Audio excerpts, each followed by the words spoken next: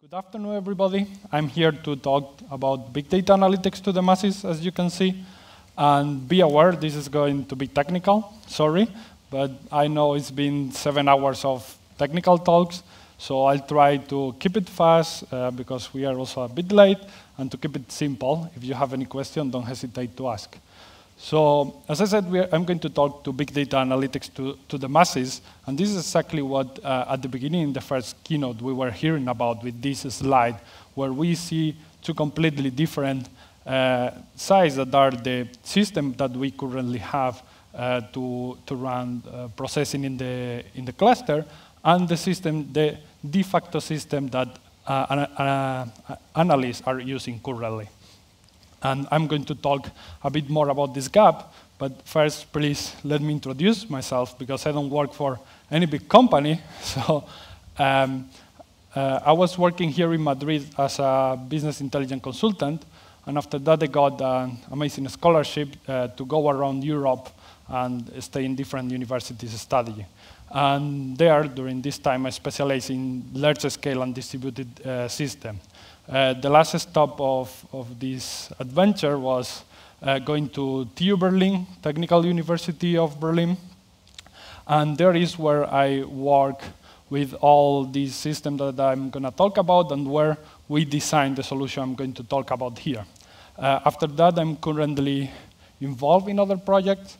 I'm currently funding a company called Smergy, and the idea is to use data to create opportunities in the energy market, how we can be more efficient at the home with the energy, and also thinking at the network level. And at the same time, I'm working for a startup, a not so small startup in Berlin, that is Get Your Guide, where I'm data engineer, and I deal with problems like storage and data exploration and analysis and so on. And you might say, when I was creating this slide, I realized that actually the tourism sector, the tourism business, is somehow related to what is happening in big data. So when you go to travel, it looks so easy. You just have to book the flight, you just have to book a room, and you are there, and you have a lot of fun. But what happens is that many times, most of the time that you spend there in the destination, you are looking for where to get there. Shall I buy the 3-day pass? Shall I buy the 5-day pass? Shall I rent a bike to do it? Where should I move? Should I go to the Eiffel Tower, or should I go to the Prado Museum? But when I arrive to the Prado Museum, I have to wait 2 hours in the queue because I didn't book in advance. So actually, this is the problem that the company I work for is working on. Make easier to visit a city when you're not an expert and you don't know the city. And this is kind of what is happening with big data from my point of view. It looks very easy when you see all the marketing and all the blogs, and you have all these offers, and there are so many vendors and so many people saying that they are doing it, and so many people also doing it. But in the end, when you get to do it, you find that you have a lot of books. I think if you put all the books about big data or Hadoop in a line, you can easily reach the moon. You also have training, and things are not that as easy as they look. I'm going to focus very much in a group of users. This is a study that they did in 2013, but I think it's still valid.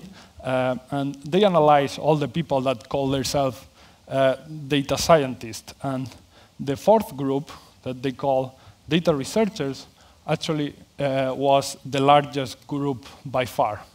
And this group was very, very strongly skilled in statistics.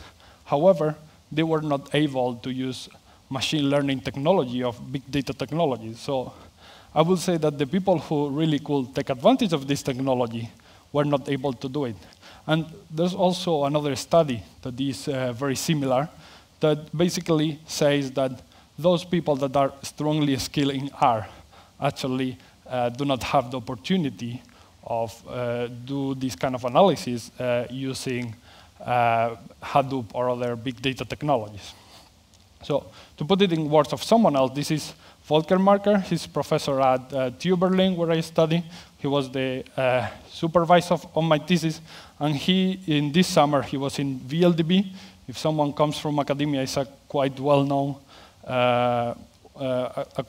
well-known conference for very large databases, or big data, as you want to call it. And this is the picture that he was drawing. Right now, there's no one taking the space of deep analytics in large scale. And I want to be clear here. I'm talking about deep analytics and not only Duan aggregation. I'm talking about complex statistical methods. And what many solutions are trying to do is move to that space, of course. The one you all know about is Spark. The one you all probably don't know about is Apache Flink. Apache Flink was a project that joined the Apache incubator a few months ago, and actually comes from TU Berlin, a research in TU Berlin that is called Stratosphere. So Apache Flink is used the new name of Stratosphere for legal reasons. And now have the support of the Apache community, and is open source, but now it's also community-driven and not only university-driven. And this is the project I was working for. And where you see this question mark that Volker Marker put in this diagram, there is the space where all the software want to move, or where there are a lot of softwares that are already moving, like H2O, but fact is that currently there's not any de facto system. And for me, that's an evidence that there's nothing that is good enough to make move these people that are doing this deep analytics in R and in MATLAB to do it with the big data, because we need that there's a need for big data. So basically, this is what's happening. When you do deep analytics in R, for people, it looks something like that. Yeah, I train the model, I predict the model, I get the results, I have it in a data frame, I output to the disk. It's very easy. However, when I joined Stratosphere, what you have to do that is that you have a sample. This is actually what you have to do to use the primitive of Stratosphere or Flink that actually are similar to the Hadoop ones, but with way more options, something similar to what Spark does. So you have to define a flow, define the input and the output, you have iterations, and you have to define this iteration. Way too much work. So what we need for this is libraries. And I'll explain this with a very old picture from the 90s. I don't know if you heard of the KDD process. This was the term people used to use in the 90s. Now the cool thing is data science. And this is an oldie but goodie. Still, if you look at the whole process, doing selection of data or some basic aggregations, their query languages are no doubt the best option. If you want to do some processing, then maybe you can cover that with some transformation.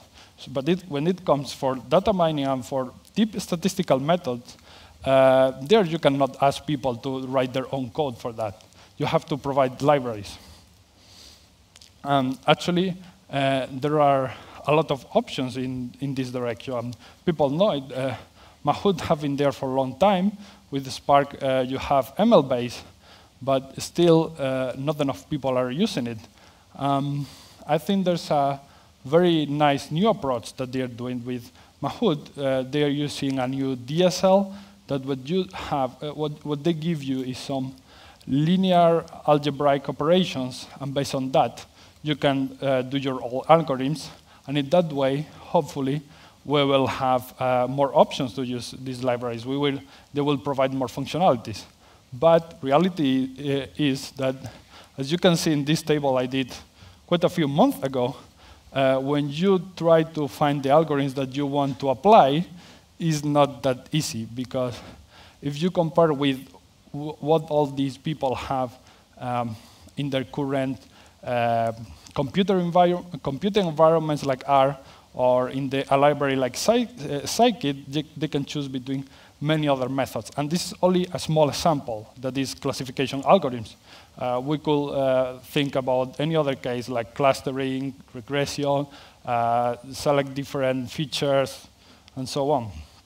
So this is one of the things that keep people away of doing deep analytics with Hadoop. So I'm going to try to rephrase this in a simple way to summarize before I go to the technical core of the thing. So there are a lot of people that are super happy using R and use the cron packages. OK, they are not the perfect solution, but is what the majority use. However, as soon as they start to use, I'm not even talking about big data. I will say even when they start to use not so small data, as I will show you in my test, they just cannot do anything. Then someone comes and say, I have a solution for you that is all this Hadoop, you set up a cluster, it's super funny. But still it doesn't work, because at the beginning, a long time ago, what people provided them in R to do MapReduce, it was just an interface to write MapReduce jobs. And I think that didn't make sense at all, because these people don't use R because they don't know how to program in Java. They keep using R because they have all these functionalities that they take for granted. So when you ask them to do it in MapReduce, this is kind of the reaction that they do. Then we come with another level of abstraction that is this RDD of Spark, or using these high-level functions of Apache Flink, but it still is difficult, as in the diagram that I show. And then it comes the case of the library, where when they try to use it, they don't find the functionality that they need, or I don't know if you have tried to play with Mahout and you try to change some of the components. It's not that easy as it looks, so they cannot adapt it to their needs. And this is the point where I sat down with the people developing the Stratosphere, and I started to talk with them, and we asked ourselves, cannot do it better? So our approach was to talk with people who were experts in R and were working for a long time in Germany using analytics with R, and try to find what were their needs. And more or less, this is what we came up with. First of all, you need a syntax that quite looks like normal R programs, or even better, normal R programs. Because if the syntax is completely different, it's going to be more difficult to adopt. So you kind of have to mimic this syntax. And at the same time you mimic this syntax, you have to hide the complexity that there's behind about executing it in the cluster, not with difficult environment variables that they have to configure and so on. Another thing that we found is that with the currently available packages that you have, it's difficult to do file manipulation. You can do file manipulation, but it's really, really low level. And when you ask them what they need, is not exactly that. And then the third part of it, I think people have not been talking enough about this, is that at some point you want to run something in your cluster, and you want to run some things in your normal client of R that you have. And there you have some needs that you also have to cover. This is the solution we came up with. Of course, you need libraries, and this is something difficult to push forward, and we're not going to say, hey, let's have in 6 months a very comprehensive libraries that can cover all the cases that we have in R. This is not possible, but there are some libraries that we can start to build, and at the same time, we need a client in R. The ideal solution that we found for that is use the same R client, just include our software as an R package. In this way, you have different components in this package. One is a kind of wrapper for these algorithms, so it has the interface that the user access. Then you have another component that deals with the job execution. And finally, you have the one for the file manipulation that, as I said, it was not covered by the already existing solutions. And this is how we implemented it. You have similar packages here. In between the package and the cluster, there are some other pieces of software. The first one was the Stratosphere Flink client that, for us, it didn't make much sense to re-implement a client in R. This is not what we wanted. So what we just did is create a small interface to execute jobs using this client. This was actually not so difficult because you can easily interact with Java code. That is how the Apache Flink client is written using R. And in the file manipulation side, there was some work already done. That is the RSDFS package. This package, as I said, offers low-level functionalities. What we did is build some functionalities on top of it and don't reinvent the wheel. By doing that, you're able to execute easily things in the cluster. And this is what happened. This is the traditional R code, what happened in an example that is classification. Let's say that you're classifying some instances, so you load the label instances, you do your trainer, you have your model, then you have a classification step. For that, you take a bigger block of unlabeled instances, and this model, and do the classification, and finally, you put this into memory. The problem here comes when these unlabeled instances are too big, or these labeled instances are too big, because then it doesn't fit into memory, and R just crash. So what will happen if, in case this is too big? Well, our approach is that you can modify the code a bit and get exactly the same scenario working with a cluster. So this is what it will happen if you have a cluster. You can load these instances actually from the distributed file system using the HDFS service, and then you have it in memory and you can do the training. That was not a problem because usually labeled instances are smaller than unlabeled instances. And once we have the model, we kind of hide the complexity of sending it to the cluster, and once it is in the cluster, execute a Stratosphere or Flink program that takes the unlabeled instances and classify them. So the idea, oops, sorry, it looks so awful. The idea is that without significantly changing the code, maybe you have one line more, one line less, you have to load a different library. And also it changed that the data now is stored in a distributed file system and not in the normal file system. You can have very similar functionalities. And these are some of the curious results that we got. So the problem here was that when we wanted to compare this to R, R obviously do not work for big amount of data, so we have to do it for very small amounts of data.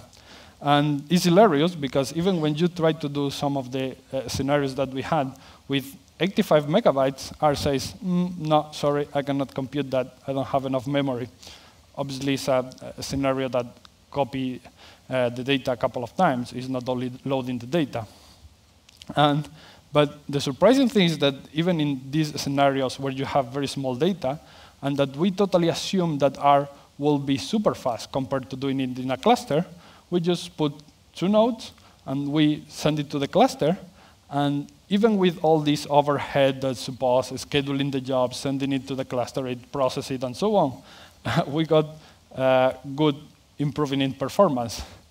But I hope you learned something from yesterday's talk, and say, this is too good to be true. Of course, this is a cherry-pick case, and there are cases where it's not that good. This is a highly iterative programs. And probably you know that when you try to run highly iterative programs in Hadoop or in some big data platforms, you have quite some problems. Still, in this case, the performance of our software, of actually the performance of Apache Flink, is still quite good, and is, let's say, competitive, and of course, can go beyond 200 megabytes. And not only that, it can scale at gigabyte or terabyte level. And the important things here, I think we haven't seen, at least I haven't seen in this event, any of these scalability tests. This is a test where we double the size every time of the input, and we also doubled the number of nodes. By doing that, if everything was perfect and there was no overhead, you will see a completely parallel line. But of course, this is actually impossible, and there's a small slope. But you can see that by increasing the nodes, still the time that it is consuming is not being much more, which means that it's scalable. Of course, this is indeed not part of my work. This is something that happened because Apache Flink do it right. Many people also ask me why I didn't compare these scalability tests with other platforms. Well, that's actually covered by other people. This is something difficult to tell right now because there are new versions of Spark, there are new versions of Apache Flink, and it's an effort ongoing in the Apache Flink community to make this, let's say, fair comparative between the two platforms. These are the more relevant, or probably not relevant, but surprising things that we discovered. We were assuming at the beginning that we had to pay a lot of attention to the transmission, because it might be the key to the transmission of data between the client and the cluster. But actually it was not, because actually in the client, in R, you cannot handle much data. So this transmission time was not relevant. Then, as I said, it was very surprising that it was also competitive in small data sets. Of course, one of the things that we learned at the beginning, we said, OK, we're going to keep the code as close as possible as what R is. We succeed at not changing the environment and just provide a normal R package. We chose to provide a normal R package that you can load, but that also means that you have to change a little bit the code. And also the fact that you have the files in a distributed system and you have to bring them to memory or to your normal file system make it different. And then something very cool what we found is that when we were showing this to these people who professionally work with R, they were very excited about these scenarios that are ensemble, called by some authors, where you can do part of the processing in the cluster and part of the processing in the R client. And that is quite cool because we think people were not paying enough attention to that. So if you just, to finish this, I have 4 takeaways for you. First, really, we need to bring big data to the right people in the right place. We cannot believe we are going to completely change the opinion or the habit of a lot of people, even if we are offering something awesome like processing way more data or doing it way more faster. We have to make it easier for them, and this accessibility cannot be neglected when we are developing such systems. Then the second point, as I said, we really need comprehensive libraries. I understand that there are a lot of people working on that, and working code that efficiently work in parallel is not something easy. But my honest opinion is that maybe the efforts sometimes are put in other parts and not in this one. Then another thing you have to be aware is that executing this is not only about executing data in the cluster. You have to move data back and forth. And some examples that I didn't mention. Once you're doing your processing, let's say that you're doing a k-means and you're classifying a lot of instances, and you are clustering a lot of instances. Once you have the output, maybe you cannot bring it to R, but you can take a sample of this data, bring it to R, and then do some evaluation over it, or do some plotting, or do some data visualization. As I said, this was quite forgot by the other people working on this before. And the final one is that for the user we talked to, it was very, very important to keep the same syntax and don't offer them something completely different. So that's everything. As I promised, it was short. If you think what I say is interesting, you can follow me on Twitter. And something I think I haven't heard yet here is we are hiring. So if you want to get a job in Berlin, we're looking for SEM data analysts, for senior analysts, And if you're interested in cases of working with data and energy, you can also write me to Declaration, and we can talk. Thank you very much.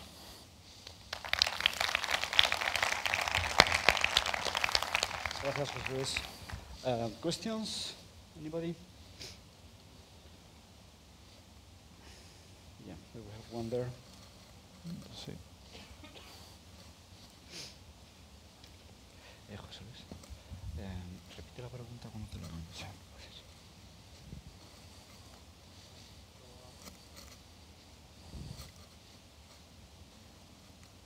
I don't know if this works well. Yeah. So there was a session with the big ML people earlier, and there I asked about their scalability, and what the guy said is that, as a matter of fact, they don't really see very, very many use cases where they have to deal with really big data sets. So I'd like to get your impression on that, because obviously you have probably a different view of that, otherwise you wouldn't. But what kind of cases? He didn't specify. He just sort of said that in general the people that come to them don't go over the few petabytes or terabytes. So you mean that most of the people don't have data that is big enough? That's true, and actually there are some other solutions for R that might fit these people. There are some packages that you can use to execute in external memory, to download all the data at the same time. As you see with results, my approach is, what the fuck? This is also good for small data, so why you cannot have everything in one? You can have something that scales from this small data, and if you need something fast, you can use it instead of your normal R client, and you can have something that scales to petabyte or even more. So why not having all at the same time?